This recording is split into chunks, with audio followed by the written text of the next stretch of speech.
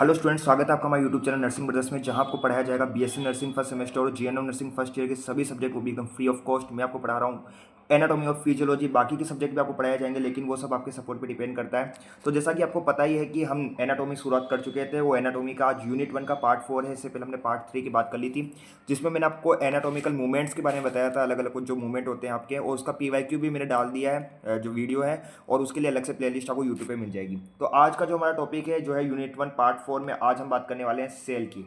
और आज जो है आपका सेल का पार्ट 1 है, ठीक है। आप यूनिट 1 पार्ट 4 और उसमें आपका सेल का पार्ट 1 है, क्योंकि यूनिट 1 में ही हम सेल और टिश्यू के बारे में पढ़ते हैं। तो आज से हमारा सेल स्टार्ट होने वाला है। तो भाई साहब, मैं आपको सेल पढ़ाऊंगा।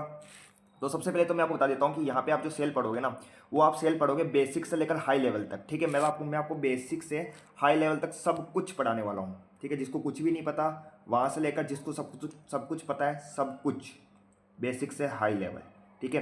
क्योंकि यहाँ पर क्या है ना, बहुत सारे बच्चे ऐसे होंगे जिन्होंने 11th में पाप किए होंगे, 11th को अच्छे से नहीं पढ़ा होगा, तो उनका सेल बिल्कुल भी क्लियर नहीं होगा 11th के टॉपिक। तो मैं नहीं चाहता उनका कोई नुकसान हो, और उनके पास आखिरी मौका, जिन्होंने भी 11th से सही से नहीं पढ़ी, 11th में पाप किए ना, उनके पास अपने पाप धोने का आखिरी मौका है। यहाँ पे जो भी पढ़ा रहा हूँ उसको एकदम अच्छे से पढ़ लेना। और जिस बच्चे को लगता है कि भैया हमें तो सब कुछ आता है, ठीक है, इतना बेसिक मत पढ़ाओ, तो भाई साहब मैं उनको देना चाहता हूँ ये कुछ क्वेश्चन। आप इन क्वेश्चन को ट्राई करें, इनको कोशिश करें। और ये जो मैं आपको क्वेश्चन दे रहा हूँ ये पीवाईक्यू है, तो पहले इन क्वेश्चन को करिए, ठीक है। तो आपने ट्राई कर लिया होगा इस क्वेश्चन को। एक और क्वेश्चन है, इसको भी करके देखिए। तो ये दोनों क्वेश्चन जो है पीवाईक्यू के थे, और इसमें जो आंसर आएगा इसमें तो बी आ जाएगा आपका, ठीक है। फर्स्ट वाला जो क्वेश्चन था इसमें आपका बी आंसर है, और जो अगला क्वेश्चन था ये, इसमें आपका क्या आंसर आएगा, विच साइटोप्लाज्म फॉर्म द, इसमें आपका सी आंसर आ जाएगा, ठीक है, माइक्रोट्यूब्यूल्स। और अगर आपने इसका आंसर दे दिया ना भैया, ठीक है, जिसने भी इन दोनों क्वेश्चन का आंसर दे दिया है, तो उनके लिए बस एक ही बात कहना चाहूँगा, वेल डन, ठीक है। और पता नहीं तुमने नीट क्यों नहीं किया, या तो तुमने नीट दिया नहीं, या फिर तुमसे नीट क्रैक पता नहीं क्यों नहीं हुआ। तुम्हें तो नीट में होना चाहिए था, है ना भैया। पर्सनल हो गए आप हैं, इतनी मुश्किल से तो डिप्रेशन से आए थे, वापस डिप्रेशन में डाल रहे हो। तो भाई साहब डिप्रेशन में जाने की जरूरत नहीं है। अगर तुमसे नीट क्लियर नहीं हो तो कोई बात नहीं यार, ऐसा सोचो तुम्हारी किस्मत में जो है, तुम्हारी जो डेस्टिनी है उसमें नर्सिंग ऑफिसर बनना लिखा है। तो वापस मोटिवेट हो, मेहनत करो, अभी से मेहनत करना शुरू कर दो, ताकि जब भी तुम्हारा नर्सिंग पूरा हो तो तुम फर्स्ट अटेम्प्ट में नर्सिंग ऑफिसर बन जाओ, और अपने माता पिता को और खुद को वो सक्सेस और वो खुशियाँ दे सको जो जिसको तुम भी डिजर्व करते हो, तुम्हारे माता पिता भी डिजर्व करते हैं। तो यार अपनी नाकामयाबी को अपनी कमजोरी मत बनाओ, उसे अपनी ताकत बनाओ, और वापस से मोटिवेट हो और शुरुआत हो जाओ, पढ़ने लग जाओ। और एक बात हमेशा याद रखना, नीट बस एक लाइफ का हिस्सा होता है, ना कि लाइफ, ठीक है। और अब आगे बढ़ो, नर्सिंग करो, अच्छे से पढ़ो, जो भी यहाँ पे पढ़ा रहा हूँ, रोज लेक्चर देखो, पीवाईक्यू लगाओ, ठीक है। पीवाईक्यू वाली वीडियोस भी आपको मिल जाएंगे हर टॉपिक के बाद में, उनको लगाओ। और डीमोटिवेट मत हो, मोटिवेशन के साथ रोज पढ़ो, ठीक है। तो ये थोड़ा सा मोटिवेशन था जो मुझे देना था, और अब हम क्या करेंगे, पढ़ना शुरू करेंगे, ठीक है। तो भाई साहब अब हमें आज पढ़ना है सेल के बारे में। तो व्हाट इज सेल? तो जैसा मैंने डेफिनेशन लिख रखी है, सबको पता भी होगा। तो cell is the structure and function unit of life.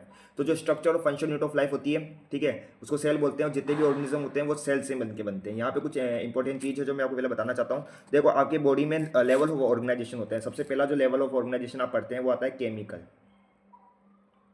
ठीक है, केमिकल लेवल। जैसे इसमें बहुत सारे आपके वो हो गए केमिकल, जैसे आपके एमिनो एसिड, फैटी एसिड्स, ठीक है, ये सब मिलके एटम्स बनाते हैं। एटम्स आपके पास क्या बनता है, सेल बनता है। इसके अंदर सेलुलर लेवल आ गया। अब सेल से क्या बनेगा, टिश्यू बनेगा। टिश्यू से बताओ क्या बनेगा, सबको पता है, ऑर्गन। ऑर्गन से क्या बनेगा, ऑर्गन सिस्टम,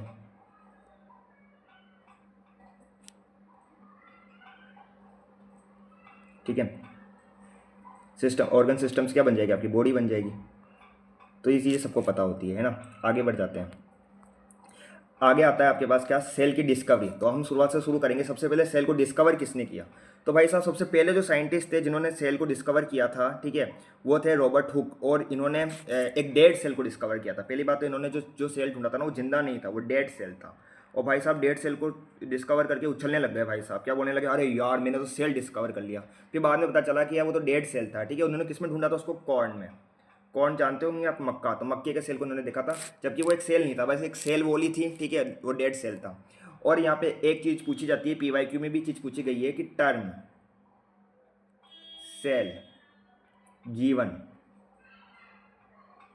बाय किसने दिया था? तो यार ये बहुत इंपॉर्टेंट है, पीवाईक्यू में पूछा गया, इसलिए याद रख लेना, रॉबर्ट।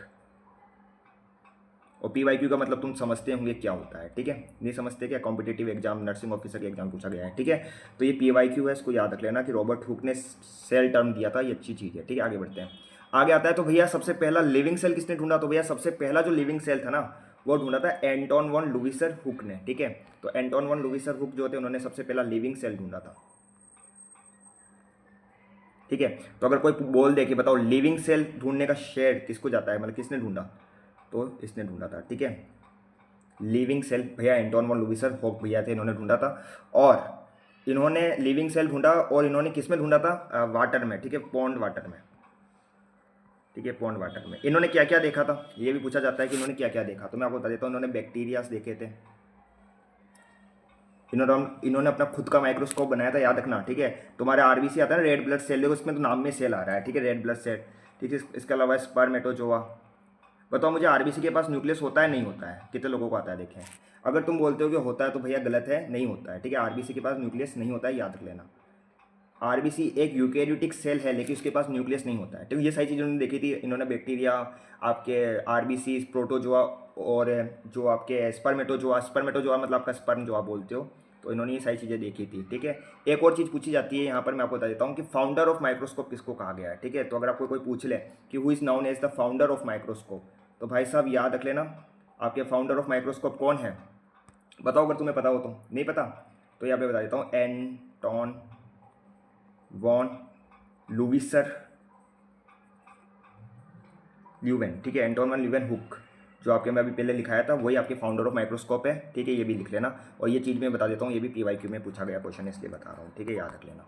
आगे बढ़ता है, आगे आपके पास क्या आता है कि भाई साहब अब हमने देख लिया सेल की डिस्कवरी किसने की, तो सेल थ्योरी किसने दी। सेल थ्योरी जो है वो देने वाले 3 साइंटिस्ट थे। सबसे पहले आपके पास आते हैं स्वीडन, ठीक है। 1838 में इन्होंने अपनी थ्योरी दी थी। और ये क्या थे, ये पूछा जाता है कि इन्होंने मतलब याद रखना, जर्मन बॉटनिस्ट थे, ठीक है। कौन थे ये, जर्मन बॉटनिस्ट, जर्मन बॉटनिस्ट। ये भी पूछा जाता है कि कौन थे जर्मन बॉटनिस्ट। अब बॉटनिस्ट का मतलब आपको पता ही होगा, इन्होंने क्या देखा, इन्होंने ऑब्जर्व किया प्लांट सेल को,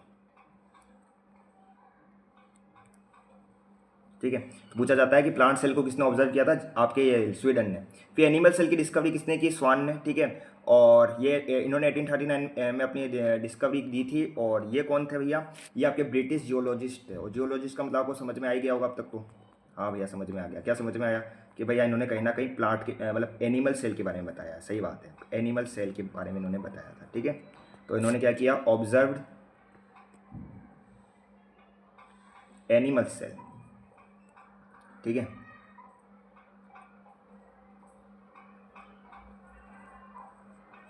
नोट्स में लिखते जाना। वैसे आपको सारे नोट्स जो है वो पीडीएफ में मिल जाएंगे, आपको टेलीग्राम पे जाकर देख लेना, डिस्क्रिप्शन में टेलीग्राम का लिंक है। चलो भैया अब हम बात कर लेते हैं कि इसके लिमिटेशन क्या है। सेल थ्योरी के कुछ लिमिटेशंस हैं। हाँ, तो इस सेल थ्योरी की लिमिटेशन आपको दिख रहा होगा, can't explain how new cell form. तो इन्होंने, इन दोनों साइंटिस्ट ने ये नहीं बताया कि नए सेल कैसे बनते हैं, ठीक है। तो फिर वो किसने बताया, तो एक और साइंटिस्ट है मॉडर्न सेल थ्योरी लेके। बताओ किसी को पता हो तो बता दो यार, कौन थे वो साइंटिस्ट, नहीं पता क्या, वो थे व्रिचाउ, ठीक है। क्या थे, व्रिचाउ, ठीक है। और इन्होंने अपनी थ्योरी दी थी 1855 में। तो 1838, फिर 1835, 1839 और फिर ये आए, इन्होंने ये बोला कि ओमनिस सेलुला ई सेलुला, ये टर्म तो तुमने सुना ही होगा यार, ओमनिस सेलुला ई सेलुला। और यहाँ से क्वेश्चन पूछा गया है कि हु गिव दिस सेंटेंस, ये सेंटेंस किसने दिया, ठीक है, ये किसने कहा, ओमनी सेलुला ई सेलुला, हु टोल्ड दिस, किसने कहा ये। तो याद रखना विर्चोफ ने कहा था। इसका मतलब क्या होता है, इसका मतलब भी हम आपको बता देते हैं, वैसे तो आपको पता होगा। इसका मतलब होता है ऑल, क्या होता है इसका मतलब बताओ, इसका मतलब होता है ऑल सेल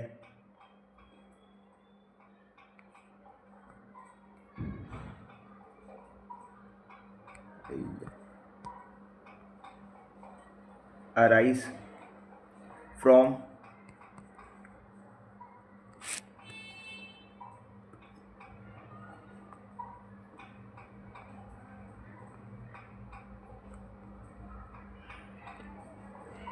जितने भी सेल है वो प्री एग्जिस्टिंग सेल से बनते हैं, इसका ये मतलब है, ठीक है। ओके भैया, ये आ गए आपकी सेल थ्योरी यहाँ पे कंप्लीट हो गई। तो मैंने आपको क्या क्या बताया कि भाई सबसे पहले आपके जो आए थे सेल थ्योरी लेके, वो थे स्वीडन, जो कि जर्मन बॉटनिस्ट थे। इन्होंने प्लांट सेल को ऑब्जर्व किया था 1838 में। फिर 1839 में आपके स्वान आए, जिन्होंने जूलॉजिस्ट थे, ब्रिटिश जूलॉजिस्ट, उन्होंने एनिमल सेल को ऑब्जर्व किया। फिर आया लिमिटेशन की, भाई इन्होंने ये नहीं बताया कि नए सेल कैसे बनते हैं। फिर स्वान आ गए, स्वान ने विचोफ आ गए, विचोफ ने बोला कि भाई ओमनी सेलुलर सेलुलर मतलब all cell arise from pre existing cell. जितने भी नए सेल होते हैं प्री एग्जिस्टिंग सेल से बनते हैं। जो पुरानी सेल होती है वो क्या करती है बताया आपको, डिवीजन करती है, सेलुलर डिवीजन होता है, ठीक है। जैसे ये एक सेल है ना, ये एक सेल है, आपको समझना है यहाँ पर, ये एक सेल है, तो ये सेलुलर डिवीजन करेगी, इससे और सेल बनेगी, ठीक है। फिर ये और सेल होगी। और सेलुलर डिवीजन भी आपको पता होगा दो तरह का होता है, माइटोसिस और मियोसिस। वो भी हम आगे कभी जब हम सेल डिवीजन पढ़ेंगे तब आएगा वो भी आगे, ठीक है। अब हम बात करते हैं कि एक्सेप्टेशन ऑफ सेल थ्योरी, मतलब यहाँ पे इस सेल थ्योरी के कुछ एक्सेप्टेशन है और एक्सेप्शन है जिसको आप बोल सकते हो। तो क्या क्या है देखो, यहाँ सबसे पहले आता है कौन सा, वायरस। एक्सेप्शन में सबसे पहले आता है VIRUS, ठीक है।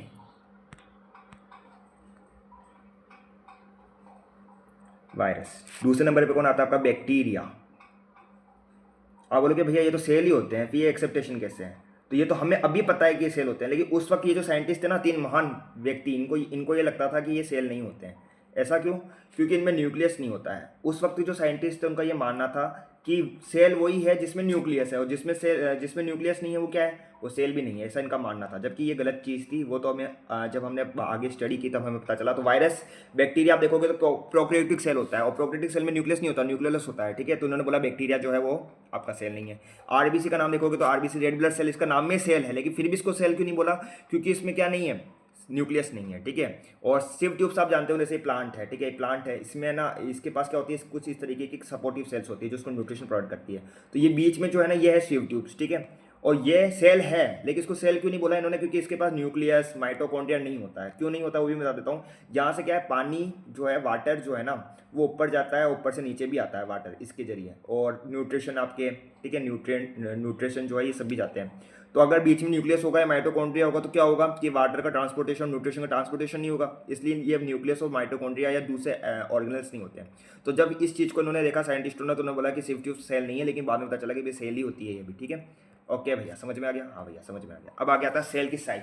तो यहाँ पे आपके सेल्स जो है थ्योरी और इसका किसने डिस्कवरी की वो पूरा हो चुका है। अब हम बात करेंगे कि भाई सेल का साइज क्या होता है। तो भैया आपके पास दो तरह के सेल होते हैं, सबको पता होगा, है ना। एक होता है प्रोकैरियोटिक, एक होता है यूकैरियोटिक, ठीक है। तो सबसे पहले जो आपका सेल आता है वो आता है यूकैरियोटिक, ठीक है। कौन सा आता है,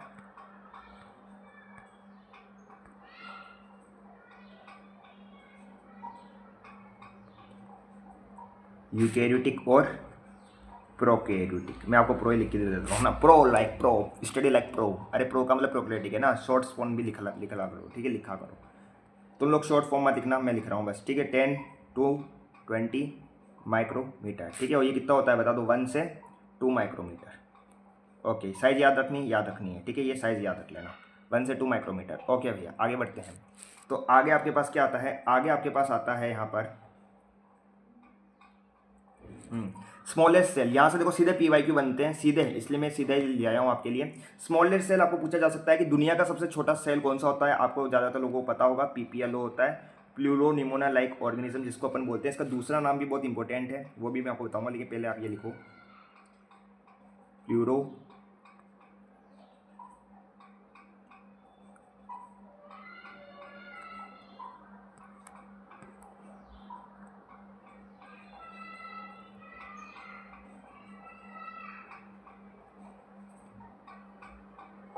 निमोनिया लाइक ऑर्गेनिज्म,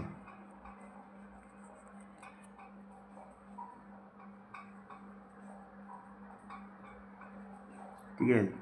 और इसका दूसरा नाम बहुत इंपॉर्टेंट है, पूछा जाता है, इसलिए बता रहा हूँ, माइकोप्लाज्मा। ये लिख लेना है भैया,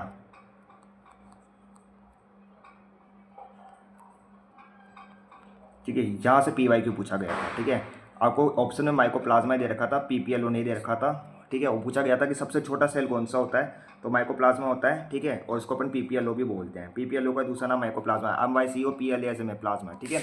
लार्जेस्ट सेल अगर आपको कोई पूछ ले, लार्जेस्ट सेल भी पूछा जा सकता है, तो याद रखना, एग ऑफ, बताओ किसका अंडा, एग ऑफ ऑस्ट्रिच, शुतुरमुर्ग का एग, ठीक है। उसको हम बोलते हैं लार्जेस्ट, ठीक है। अब आपके पास आगे पूछा जा सकता है लॉन्गेस्ट सेल। भाई साहब लॉन्गेस्ट सेल बताओ किसको बोलते हैं, किसका होता है लॉन्गेस्ट सेल? तो न्यूरॉन होता है, हिंट दे देता हूँ मैं, न्यूरॉन है। अब तुम्हें बताना है किसका न्यूरॉन है। बता दिया होगा जिसको पता होगा, ब्लू व्हेल का न्यूरॉन होता है, ठीक है। याद रखना ब्लू व्हेल जो होती है उसका न्यूरॉन सबसे लॉन्गेस्ट होता है। ब्लू व्हेल न्यूरॉन कितना लंबा होता है भी पूछा जा सकता है। हाँ पूछा जा सकता है, 10 से 30 मीटर, ठीक है। याद रखना ना, 10 से 30 मीटर लंबा होता है। एक और चीज़ लिख लो यहाँ पर, मैं बताना रह गया था, ये जो आपका पीपीएलओ है इसका साइज कितना होता है वो भी मैं आपको यहाँ पे छोटा सा लिख के बता देता हूँ। याद रखना 0.1 से 0.3 माइक्रोमीटर तक कितना होता है, 0.1 से 0.3 माइक्रोमीटर, ठीक है। तो इसको भी तुम याद रख लेना, ठीक है। ओके आगे बढ़ते हैं। ह्यूमन में भी बात कर लेते हैं, मेन तो हमें ह्यूमन एनाटॉमी पढ़नी है। तो ह्यूमन में लॉन्गेस्ट कौन सा होता है, वही न्यूरॉन ही होता है, ठीक है। कौन होता है, न्यूरॉन। कितना होता है, 19 सेंटीमीटर होता है। लार्जेस्ट जो है वो ओवम है, जिसको एक सेल भी बोल सकते हो। हाँ भैया याद हो गया, ठीक है। स्मॉलेस्ट बता दो, चलो स्मॉलेस्ट कौन सा होता है ह्यूमन में, बताओ। स्मॉलेस्ट होता है आपका स्पर्म, ठीक है, स्पर्म। सेल की शेप की हम बात कर लेते हैं। देखो आप अगला जो हमारा टॉपिक है वो है बच्चा क्या, हमारा अगला टॉपिक है सेल की शेप। तो अब बच्चा हम अगर बात करें कि भाई सेल कितने शेप के होते हैं, मतलब सेल की क्या क्या शेप होती है, तो एक तो होती है इरेगुलर शेप, इरेगुलर, ठीक है। और कुछ होते हैं जो क्या होते हैं, फिक्स्ड शेप के होते हैं, ओके। इरेगुलर में जैसे मैं आपको एग्जांपल बताऊँ ना यहाँ पर, हाँ बताइए कौन कौन से एग्जांपल हैं। तो इरेगुलर में आपके पास जैसे WBC है, ठीक है। आपके ह्यूमन में पूछा जा सकता है जो आपका इंसान है, मनुष्य में ऐसा कौन सा सेल है जिसकी कोई शेप नहीं होती है, इरेगुलर होता है। तो बताओ, सब याद रखेंगे, सबको याद होना चाहिए। यहाँ पे क्या होगा, WBC, ठीक है, वाइट ब्लड सेल। ओके भैया याद हो गया, हाँ भैया याद हो गया। दूसरा अमीबा,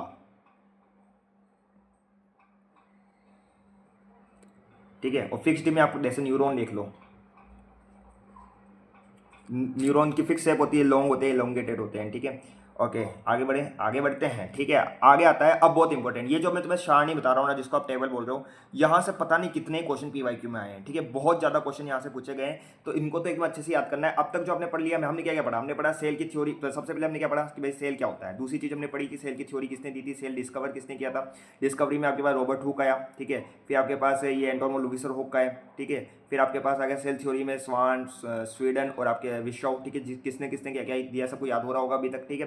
फिर हमने क्या पढ़ा, फिर हमने पढ़ा क्या, उसके बाद में हमने पढ़ा सेल के मतलब जो सेल थ्योरी थी उसके एक्सेप्शन क्या क्या थे। फिर साइज के बारे में देख लिया कि भाई यूकेरियोटिक जो होता है उससे वो यूकेरियोटिक सेल 10 से 20 माइक्रोमीटर, प्रोकैरियोटिक सेल 1 से 2 माइक्रोमीटर, स्मॉलेस्ट सेल जो है वो PPLO, प्यूलोन्यूमोनाइक ऑर्गेनिज्म, जिसको मैक्रोप्लाज्मा भी बोलते हैं, 0.1 से 0.3 माइक्रोमीटर। फिर आपके पास लार्जेस्ट सेल जो है वो एग ऑफ ऑस्ट्रिच है। लॉन्गेस्ट वाला जो ब्लू व्हेल का आता है 10 से 20 मीटर का न्यूरॉन, ठीक है। ह्यूमन में लार्जेस्ट न्यूरॉन है 19 सेंटीमीटर, लॉन्गेस्ट न्यूरॉन है 19 सेंटीमीटर, लार्जेस्ट एक सेल है, स्मॉलेस्ट स्पर्म सेल है। सेल के शेप की भी बात कर ली कि फिक्स्ड भी होते हैं और इरेगुलर भी होते हैं। अब हम बात करते हैं प्रोकैरियोटिक यूकेरियोटिक सेल की। मैंने आपको पूरा रिवीजन भी करा दिया है कि इस क्लास में अब तक हमने क्या पढ़ा। अब हम बात कर लेते हैं प्रोकैरियोटिक यूकेरियोटिक में। तो इन दोनों में सबसे बड़ा जो मेन अंतर है वो है न्यूक्लियस का, ठीक है। इसमें न्यूक्लियस बताओ होता है नहीं होता है, प्रोकैरियोटिक में आपके पास न्यूक्लियस नहीं होता है, न्यूक्लियस नहीं होता है, क्रॉस का मतलब नहीं होता है, इसमें होता है, ठीक है। दूसरी चीज इसमें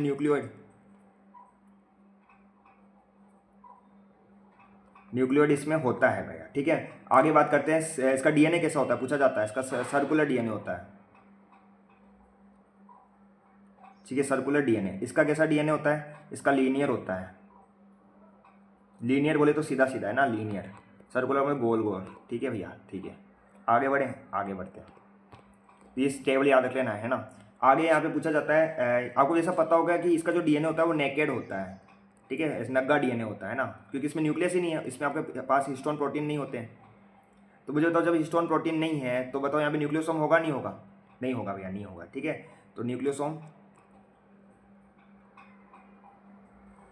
न्यूक्लियोसोम तो पता है, आधे लोगों को तो न्यूक्लियोसोम भी नहीं पता होता है। यहाँ पे जो DNA है उसमें हिस्टोन प्रोटीन भी होंगे, न्यूक्लियोसोम भी होगा, हिस्टोन ऑक्टामर भी होगा। अभी आप क्या बोल रहे हो, मैं समझ में नहीं आ रहा है, मैं अभी बता देता हूँ न्यूक्लियोसोम क्या होता है, ठीक है। समझ लो यहाँ पे न्यूक्लियोसोम क्या होता है, ठीक है। जैसे आपके पास है जो यूकेरियोटिक सेल में देखने को मिलता है, मैं आपको बता देता हूँ न्यूक्लियोसोम के बारे में कुछ कि भाई क्या है ये भला है। इसको समझा देते हैं हम आपको, है ना। तो बेटा क्या होता है, हिस्टोन ऑक्टामर का जब 8 हिस्टोन ऑक्टामर आपस में मिलते हैं ना तो एक ग्रुप बनाते हैं, जिसको क्या बोलते हैं, इस तरीके से हिस्टोन ऑक्टामर बन गया। हिस्टोन ऑक्टामर क्या होता है, जब 8 हिस्टोन प्रोटीन, हिस्टोन एक प्रोटीन है, तो जब आपस में मिलते हैं 8 हिस्टोन प्रोटीन तो एक हिस्टोन ऑक्टामर बना लेते हैं। इस तरीके से हिस्टोन ऑक्टामर बन गया ये। अब इस पर क्या होगा पता है, आपका जो डीएनए है ना वो इस तरीके से रैप्ड हो जाएगा, ठीक है। इस तरीके से डीएनए नेगेटिवली चार्ज होता है, पॉजिटिवली, ठीक है, तो इस पर रैप्ड हो जाएगा, है ना। और इसको अपन क्या बोलते हैं, ये जो स्ट्रक्चर बना है इसको न्यूक्लियोसोम बोलते हैं। तो वही स्ट्रक्चर यहाँ पे प्रेजेंट नहीं होता है, यहाँ पर होता है, ये मैं आपको बता रहा था, ठीक है। हाँ भैया आप समझ में आ गया, 12th क्लास में पढ़ा था हमने, है, हाँ पढ़ा था। अब हम बात कर लेते हैं सेल वॉल की। भाई यहाँ से PYQ बने हैं, ठीक है, सेल वॉल, और यहाँ से बहुत बढ़िया बढ़िया PYQ बने हैं। और मैं आपको एक PYQ सबसे पहले बता देता हूँ कि बैक्टीरिया की सेल वॉल किससे बनी हुई होती है, ये पूछा गया है PYQ में, ठीक है। नॉर्थ सेट में पूछा गया क्वेश्चन है भैया। तो बताओ मुझे, नॉर्थ सेट में और RRB दोनों में पूछा गया क्वेश्चन है। नॉर्थ सेट में भी पूछा गया है और RRB में पूछा गया है कि जो बैक्टीरिया है, ठीक है, जो आपका बैक्टीरिया होता है उसकी सेल वॉल किससे बनी हुई होती है, बताओ, किसी को पता हो तो। अगर बता दिया तो अच्छी बात है, नहीं बताया तो मैं बता देता हूँ कि भाई बैक्टीरिया की जो सेल वॉल होती है वो होती है पेप्टिडोग्लाइकन की। और अगर किसी बच्चे ने क्वेश्चन बता दिया ना तो भाई साहब मुबारक हो, आपने नॉर्थ सेट और RRB का क्वेश्चन जो है यहाँ पे कर लिया है, ठीक है, पेप्टिडोग्लाइकन, ठीक है भाई साहब। PYQ है, इसको हल्के में नहीं लेना, ठीक है, PYQ है ये। और कहाँ आया लिख लेना, नॉर्थ सेट और RRB में पूछा गया क्वेश्चन है, ठीक है। यहाँ पे भी सेल वॉल की बात कर लेते हैं कि यहाँ पे सेल वॉल में आपके पास देखिए, अगर आप यहाँ पे सेल वॉल की बात करोगे ना यूकेरियोटिक में, तो यूकेरियोटिक में आपके पास दो तरह के, या तो प्लांट की, ठीक है। अब प्लांट की सेल वॉल किससे बनी हुई होती है, PYQ है, देखो इतने हलवा PYQ पूछे जाते हैं, ठीक है। और एक आती है फंगी, तो फंगी। अब आप लोग सब भैया एनिमल में तो बताया, एनिमल में सेल वॉल नहीं होती है, ये बेसिक चीज़ है, तो तुम्हें याद होना चाहिए भैया। आगे हम एनिमल और प्लांट सेल में डिफरेंस भी देखेंगे। इसकी बताओ किसकी होती है, बताओ, सेलुलोस। देखो कितना हलवा क्वेश्चन है, ठीक है। और ये नॉर्थ सेट का क्वेश्चन है भाई साहब, नॉर्थ सेट का क्वेश्चन है ये, इतना इजी क्वेश्चन नॉर्थ सेट में पूछा गया है, ठीक है। सेलुलोस, ठीक है, इसका किसके, काइटन, ये भी पता होगा, ठीक है। तो ये हो गया, आगे बढ़ते हैं। आगे आपके पास आता है यहाँ पर प्लाज्मा मेम्ब्रेन के बारे में हम कुछ बात कर लेते हैं, वैसे भी हम डिटेल में भी पढ़ेंगे। तो प्रोकैरियोटिक सेल में जो प्लाज्मा मेम्ब्रेन होते हैं उसके पास रेस्पिरेटरी एंजाइम नहीं होते हैं, PM का मतलब प्लाज्मा मेम्ब्रेन है। और यहाँ पे मैं क्या बोल रहा हूँ कि इसके पास जो रेस्पिरेटरी एंजाइम होते हैं ना वो नहीं होते हैं, ठीक है, रेस्पिरेटरी एंजाइम नहीं होते हैं। और इसके पास जो यहाँ पे जो PM है उसके पास रेस्पिरेटरी एंजाइम, सॉरी उल्टा बोल दिया हमने, यूकेरियोट के पास तो नहीं होते हैं, ठीक है। और प्रोकैरियोटिक के पास में जो रेस्पिरेटरी एंजाइम है वो क्या होते हैं, ठीक है। तो प्रोकैरियोटिक के पास रेस्पिरेटरी एंजाइम याद रख लेना भैया, याद रख लेना, मैंने गलत बता दिया था यहाँ पे, इसको करेक्शन कर लेना, है ना। प्रोकैरियोट के पास प्रोकैरियोटिक जो सेल है ना उसके पास रेस्पिरेटरी एंजाइम होते हैं, ठीक है, होते हैं इसके पास। अब आपके पास फोटोसिंथेसिस की हम बात करते हैं कि भाई आखिर फोटोसिंथेसिस को लेकर क्या हाल चाल है दोनों में। तो अगर हम बात करें फोटोसिंथेसिस की, तो भाई साहब यहाँ पे फोटोसिंथेसिस किससे होता है, बताओ अगर तुम्हें पता हो तो किसी को, हम तुम्हें समय देते हैं, है ना।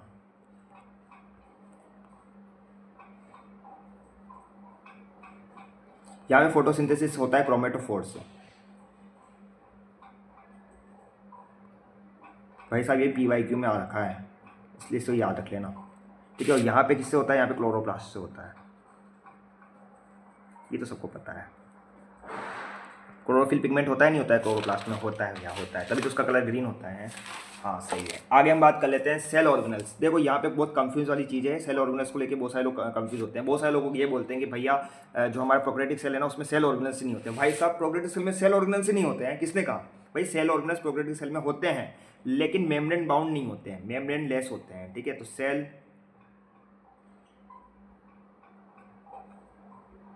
ऑर्गेनल जो है यहाँ पर मेम्ब्रेन लेस होते हैं, मेम्ब्रेन लेस, ठीक है। एग्जाम्पल अगर आप बोलोगे तो जैसे राइबोसोम है, बताओ प्रोकैरियोटिक सेल में कौन सा टाइप का राइबोसोम्स होता है, अभी मैं वैसे थोड़ी देर बाद में बताऊंगा।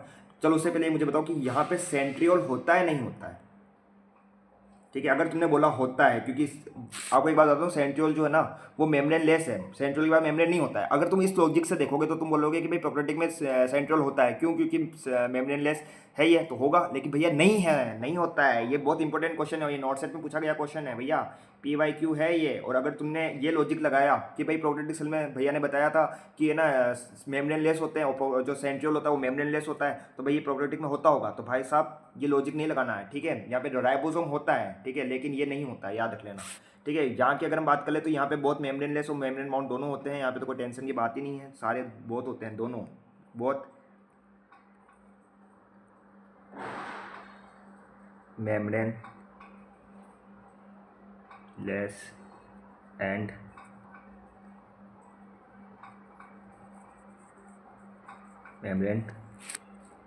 मेम्ब्रेन वाले भी होते हैं, मेम्ब्रेन लेस और मेम्ब्रेन बाउंड दोनों होते हैं, ठीक है।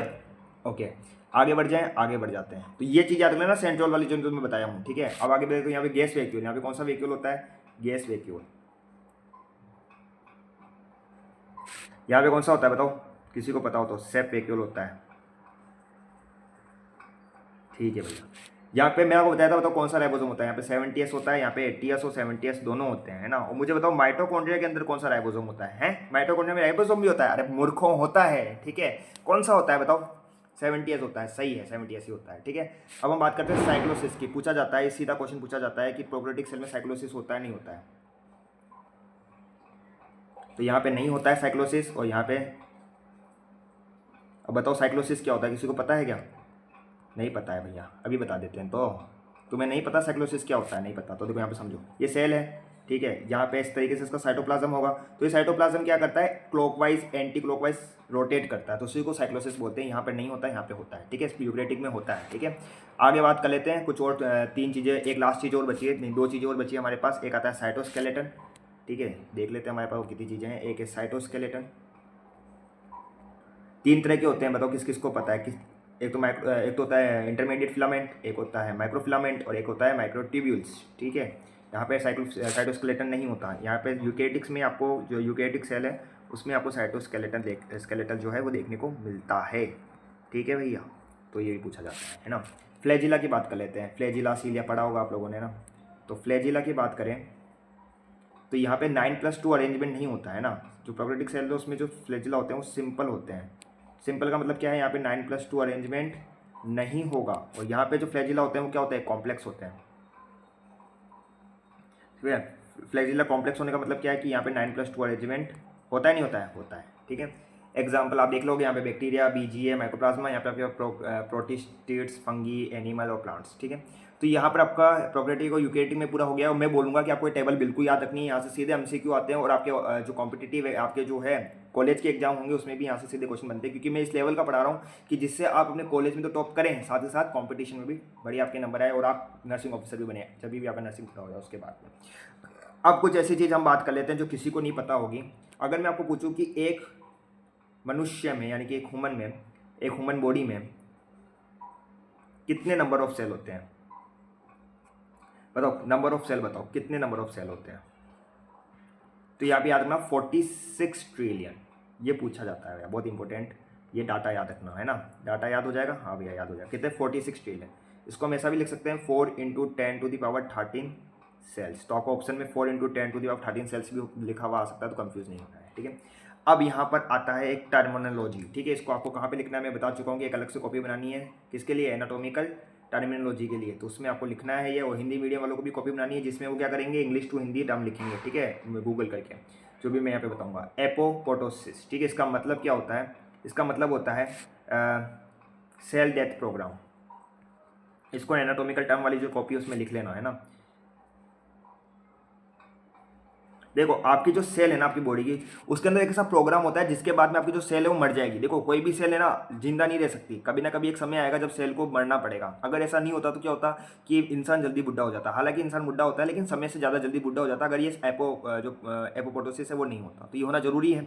और इसके लिए कौन रेस्पॉन्सिबल होता है, आपका कौन सा ऑर्गेनिल जो है वो रेस्पॉन्सिबल होता है, ये भी पूछा जाता है। तो माइटोकॉन्ड्रिया होता है, ठीक है। कौन सा ऑर्गेनिल होता है, माइटोकॉन्ड्रिया। और ये क्वेश्चन पूछा जाता है MCQ में कि हु इज रेस्पॉन्सिबल फॉर एपोपोटोसिस, ठीक है। तो भाई साहब याद रख लेना इसको, ठीक है। ये PYQ है, PYQ, ठीक है भैया, ठीक है। अब देखो जैसे सेल डेथ प्रोग्राम को हम एपोपोटोसिस बोल रहे हैं, तो सेल जनरेशन को क्या बोलेंगे, साइटोजेनेसिस, ठीक है। तो साइटोजेनेसिस का मतलब तो आपको पता ही होगा यार, ये तो नाम से पता चल रहा है। क्या पता चल रहा है, साइटोजेनेसिस, ठीक है। देखो साइटो का मतलब क्या होता है, सेल, और जेनेसिस का मतलब फॉर्मेशन। ठीक है, तो इसको अपन क्या बोलेंगे, सेल फॉर्मेशन। नई सेल बनेगी भी तो शरीर में मरती तो ना जाएगी।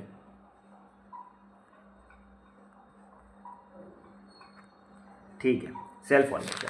आगे बढ़ जाते हैं, आगे बढ़ जाते हैं। देखो यहाँ पे मैं आपको एक बढ़िया सी चीज़ बताने वाला हूँ अगले पेज पे, ये अगले पेज पे बता देता हूँ मैं आपको। ठीक है, ये जो सेल डेथ होती है ना, यानी जो जितनी सेल मर रही है ना, ये बराबर होती है किसके, सेल प्रोडक्शन के। मतलब जितनी सेल मरेगी उतनी ही सेल बन जाएगी। इनका जो आपस में रेट होता है, रेट ऑफ फॉर्मेशन और रेट ऑफ डिस्ट्रक्शन के बराबर होता है। लेकिन बाई चांस, बाई डिफेक्ट क्या होता है, अगर कभी कभी इसमें इनबैलेंस आ जाता है। ठीक है, याद रखना, अगर इसमें क्या आ जाता है, इनबैलेंस। कभी समझ लो सेल ज़्यादा बनने लग जाए या सेल मरने ज़्यादा लग जाए, बनने कम लग जाए, तो उस कंडीशन में आपके पास यहाँ पे कुछ डिजीज़ हो जाती है। डिजीज़ के नाम याद रख लेना बस। एट्रोपी हो जाता है किसी को। ठीक है, ये डिजीज़ के नाम हैं जो इस कंडीशन में हो सकती है ना।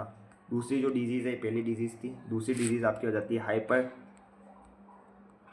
हाइपरटेंशन। नहीं नहीं नहीं, हाइपरटेंशन नहीं है, हाइपरप्लेशिया।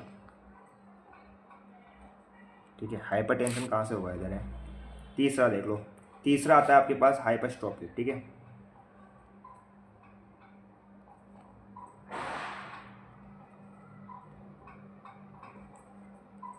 ठीक है भैया, याद हो गया। तो भाई साहब यहाँ पर हमारा हो चुका है क्या आज का, मतलब अभी तो थोड़ा सा और पढ़ लेते हैं हम। ठीक है, कुछ ऐसी चीज़ें थी जो आपको पता नहीं होगी तो मैंने बता दी। ठीक है, आगे बढ़े। आगे आता है एनिमल सेल और प्लांट सेल में कुछ हम डिफरेंस देख लेते हैं, क्योंकि यहाँ से भी क्वेश्चन बनते हैं ना। ये तो सिंपल है, थोड़ा सा ज़्यादा है नहीं। एनिमल सेल है ना, थोड़ा सा और बचा है हमारा आज का टॉपिक बस, फिर हम इस सेल को कंप्लीट करते हैं। आज का पार्ट 1, फिर कल पार्ट 2 में वो नई नई बातें करेंगे। ठीक है, और एक होता है प्लांट सेल। दोनों में डिफरेंस बता दो यार, जल्दी जल्दी चलो, है ना। मुझे बताओ, एनिमल सेल में सेल वॉल होती है क्या, नहीं होती है। ठीक है, तो सेल वॉल बताओ, नहीं होती है। यहाँ पे होती है। ठीक है, अगली चीज़ प्लास्टिड की बात कर लेते हैं। ठीक है, तो यहाँ पे प्लास्टिड एक सेल ऑर्गेनिल होता है, तो वो यहाँ पर नहीं होता है, यहाँ पे होता है। ठीक है, वैक्यूल जो बात कर लेते हैं, एक सेकेंड, वैक्यूल जानते हो क्या, फूड वैक्यूल्स है ना, वो चीज़ की बात कर रहे हैं। तो बताओ, छोटा किस में होता है, बड़ा किस में होता है। वैक्यूल छोटा होता है किस में, बताओ। इसमें वैक्यूल क्या होता है, स्मॉल होता है। और इसमें क्या होता है, वैक्यूल लार्ज होता है। ठीक है भैया, ठीक है, आगे बढ़े, आगे बढ़ते हैं। आगे आता है क्या, और भी कुछ है क्या सीखने वाली चीज़ें। हाँ हाँ है भाई, यहाँ पे आपका रिजर्व फूड किस रूप में होता है। रिजर्व फूड का मतलब तो जानते हो क्या, हाँ भैया जानते हैं। Reserve, RESERV, reserve food. ठीक है, रिजर्व फूड किस किस में होता है, रिजर्व फूड मतलब किस रूप में स्टोर होता है, तो ग्लाइकोजन। ठीक है, और यहाँ पे आपको पता होगा स्टार्च। ठीक है, बात कर लेते हैं सेंट्रियोल की। भाई सेंट्रियोल कहाँ पर है, कहाँ पर नहीं है। तो भाई बेहतर तो मुझे बताओ कि भाई प्रोक्रेटिक सेल में क्या पता, सेंट्रियोल होता है क्या, नहीं होता है प्रोक्रेटिक सेल में। ठीक है, यूकेरियोटिक में होता है। यहाँ पे हम बात करें तो एनिमल सेल में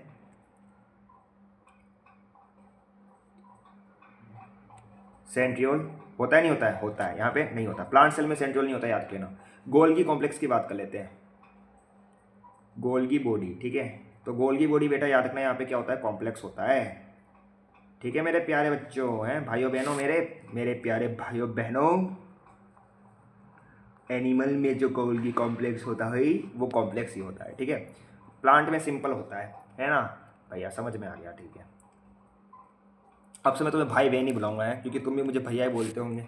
तो मेरे प्यारे भाइयों बहनों, आगे हम बढ़ते हैं। तो आगे हमारे पास क्या आता है, आज आगे हमारे पास आता है सेल वॉल।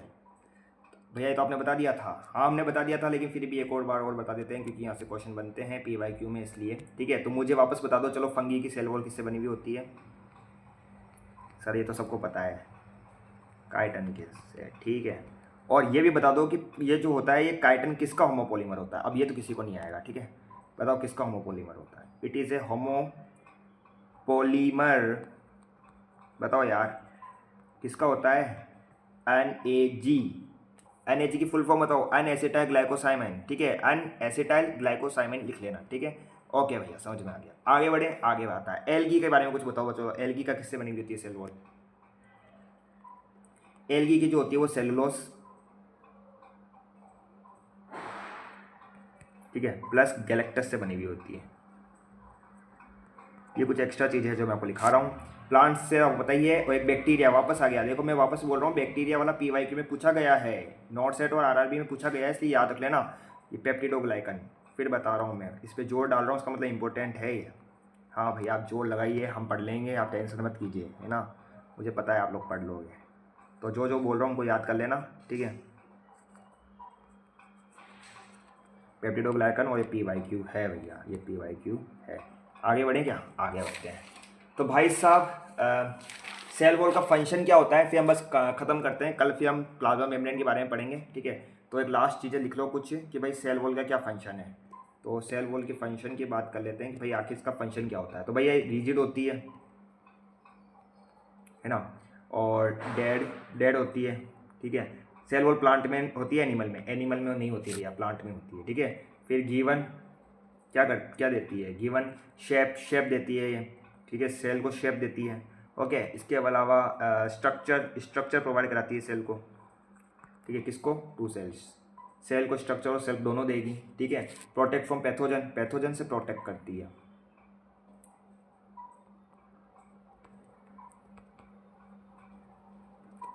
किसे प्रोटेक्ट करती है, पैथोजन।